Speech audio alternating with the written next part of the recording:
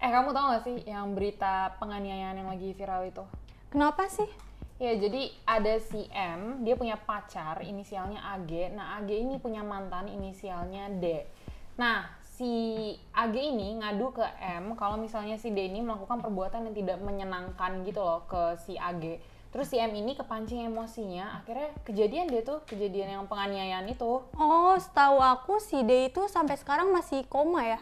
Iya. Bahkan sampai di hari ke-10 aja dia masih koma ya? Nah itu dia, soalnya korban itu ditendang di bagian kepala, perut, sama organ vitalnya. Parah banget ya, sampai Parah kayak banget. gitu.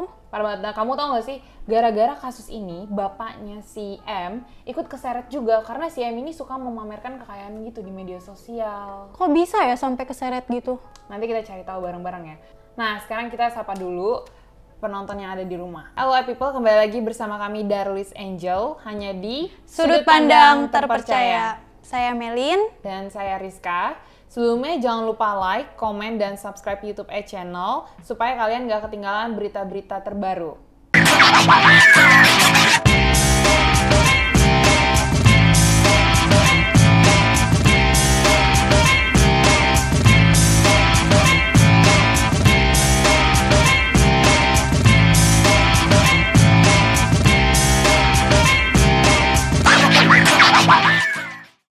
Halo people, kembali lagi bersama kami Darlis Angels, dan tentunya kali ini kita sudah ditemani oleh seperti biasa Bapak pakar keamanan kita, Bapak Darlis Regar. Bapak tahu nggak yang kabar yang lagi hangat belakangan ini soal penganiayaannya si M dan D terhadap D? Saya nggak tahu detail sih. Emang ceritanya bagaimana? Nah aku ceritain. Jadi si M ini punya pacar inisialnya AG. Nah si AG ini punya... M ini laki? M ini laki-laki, AG ini perempuan. Terus si AG ini punya mantan, D. Mantan pacar? Mantan pacar, si D. Nah terus si AG ini ngadu ke si M kalau misalnya si D ini melakukan hal yang tidak senonoh lah. Tidak menyenangkan mantannya si AG ini terhadap si AG. Nah M kepancing emosinya, terus terjadilah itu penganiayaan. Oh saya dapat itu videonya, kan beredar tuh di mana-mana ya? Iya. Yang dipukul, Iya. diinjek gitu ya. Kepala. Pertama kalau nggak salah disuruh push up ya, kalau saya nggak salah ya. Kalau nggak salah gitu. Aku juga sempat lihat videonya di Twitter waktu itu. Jadi tuh korban ini kena kepala, perut, sama bagian organ vitalnya, Pak. Makanya sampai koma ya. Oke, terus yang kalian mau bahas apa nih? Nah, karena kasus penganiayaan ini, si M ini bapaknya ikut terseret. Oke. Karena si M ini suka memamerkan kekayaan di media sosial. Kalau menurut Pak Darli, gimana tanggapannya? Tanggapan di bagian mana dulu? Kan ini ada di dalam satu kasus, ada hal yang saling berkaitan. Betul. Gitu ya. Pertama, kejadian kekerasannya dalam konteks akhirnya penganiayaan. Dan ini penganiayaannya cukup berat, sampai kalau nggak salah si siapa tadi namanya inisialnya? D. Si D. Bukan, Korbannya. yang korbannya D. Korbannya D yang menganiaya M. Si D, tapi bukan Darli ya. Oh, bukan, Oke. bukan, tenang. Ini si D sampai koma. Oke. Kalau nggak salah udah lebih dari 11 hari sampai hari ini masih koma. Berarti ini masuk kategori kekerasan. Iya, gitu betul. ya. Dan ini ancaman kurungannya di atas 8 tahun nih. Berat. Lama gitu ya. banget ya Pak, di atas 8 Oh iya pasti, karena kalau orang udah sampai koma seperti itu, karena saya sempat lihat videonya ya, itu kepalanya ditendang, orang sudah tidak bisa melawan, tidak berdaya, lehernya diinjak, ya kan? Itu pasti akan ada apa ya, kecacatan permanen menurut saya ya. Saya bukan ahli kesehatan, tentunya itu dokter lah nanti yang akan, mudah-mudahan sih kita doain aja korban bisa sembuh seperti sedia kala. Namun dalam hal ini itu hal yang pertama gitu ya. Hal yang kedua yang akhirnya kalau saya nggak salah orang tua kan jadi terbawa ya. Iya, ikut si papanya si M ini. Menurut kalian kenapa orang tuanya sampai terbawa? Karena si M ini memamerkan kekayaannya di Orang media tuanya, sosial. iya. Iya, kayak mobil-mobil. Terus apa yang salah dengan memamerkan harta kekayaan? Kan orang boleh-boleh aja dong punya harta, dia bangga, dia pengen nunjukin. Kita kan tinggal bagaimana menyikapi. Maksudnya gini, kalau kita nyikapi negatif maka akan jadi negatif. Kalau nyikapi positif maka akan jadi positif. Misalnya gimana? Kalau negatif kita akan berpikir dulu tentang hal-hal yang berbaunya negatif. Pikiran kita tuh kalau di istilahnya suuzon, gitu ya. Tapi kalau dalam hal lain huzuzon misalnya, hal yang positif, itu harusnya memotivasi kita. Memotivasi kita, kalau dia bisa sampai punya kayak gitu, kenapa kita tidak dengan cara-cara yang baik dan benar. Namun kan pada kenyataannya tidak seperti itu, oke? Nah, jadi kejadian yang kedua ini kalau saya dengar dari beberapa berita, baik dari media-media sosial maupun dari berita-berita TV gitu ya, bapaknya menjadi tersangkut karena bapaknya adalah pejabat negara. Betul. Gitu ya. Kalau nggak salah satu eselon 3 di kantor Dirjen Pajak gitu ya. Nah, oke, saya mau bahas yang pertama dulu gitu ya. Terjadinya dengan cerita tadi Rizka sama Melin gitu ya, kebayang nggak sebuah komunikasi ringan menurut kita, namun outputnya berdampaknya besar. Oke. Nah, karena salah satu bagian di ilmu yang saya miliki, security, yang mampu mendukung sebuah kegiatan keamanan sehingga keamanan itu berjalan secara baik, benar, sesuai dengan apa yang menjadi goals dari sebuah perusahaan adalah informasi.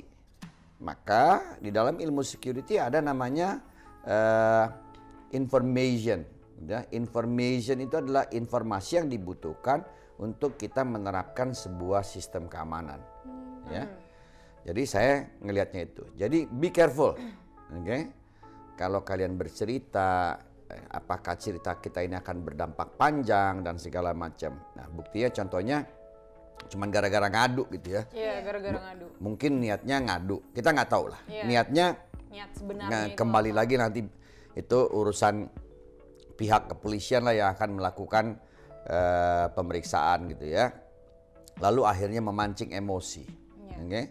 Memancing emosi akhirnya terjadi seperti ini lalu berkepanjangan, gitu ya. Nah, jadi kata kunci di sini yang berkaitan dengan keilmuan yang saya miliki, komunikasi akan menentukan akan seperti apa yang kita harapkan, bahkan yang tidak kita harapkan. Jadi kita harus be careful, kita harus berhati-hati berkomunikasi. Maka bijaklah kita dalam mengkomunikasikan sesuatu. Ada kalanya apa yang kita dengar, apa yang kita lihat, apa yang kita rasakan, kita tidak boleh menyampaikan sekaligus seketika tanpa disaring. Nah, itu namanya kita bijak dalam berkomunikasi, gitu ya.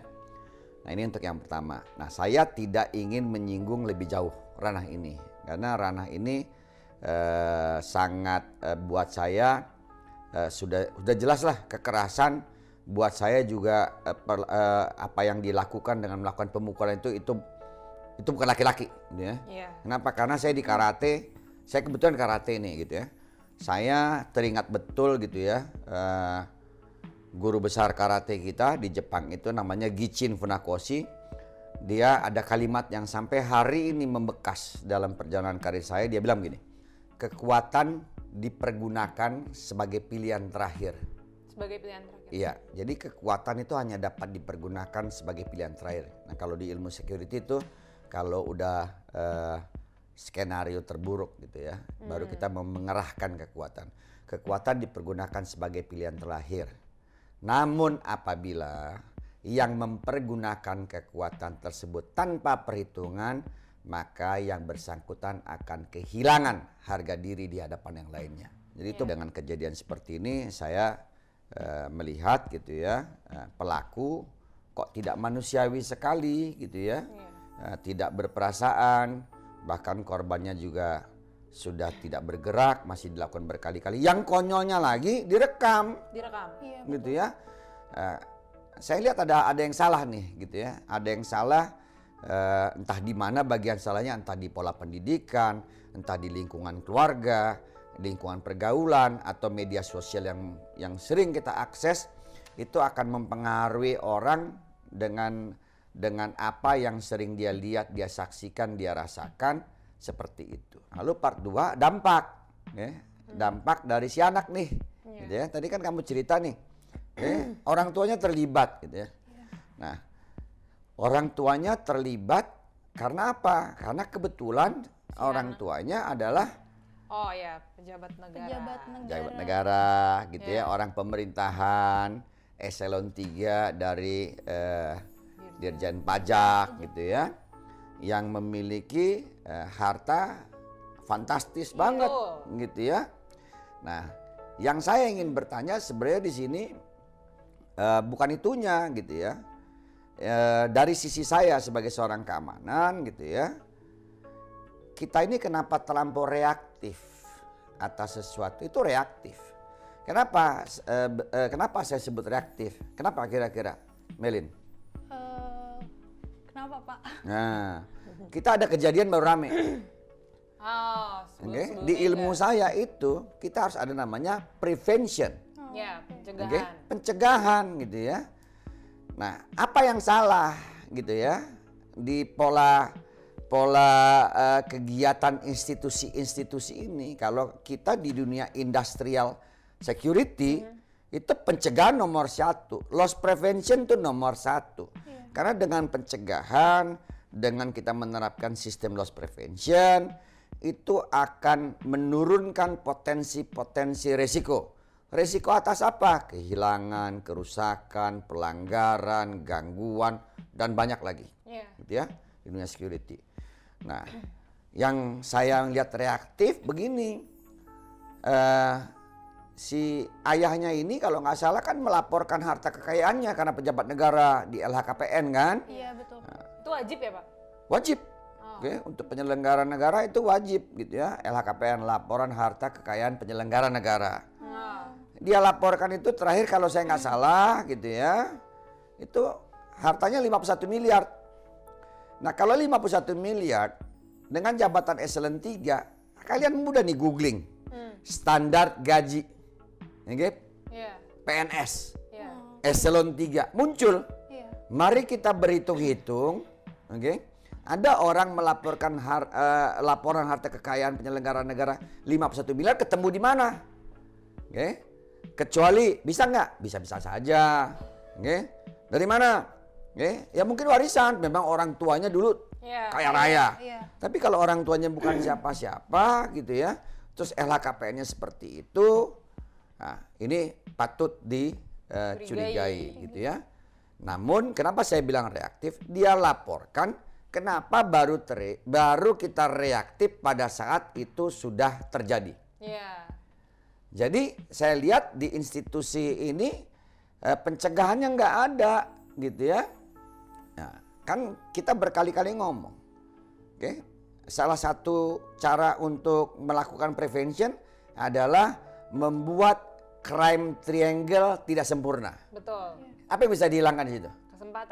Kesempatan. Ya nggak, Melin? Melin masih ingat nggak? Iya, Pak. Masih ingat? Masih. Kesempatan. Ada apa aja tuh, Melin? Desire, Ability ya? ability, Lupa lagi. ability, sama opportunity. Yang bisa dihilangin yang mana? Opportunity. Oke.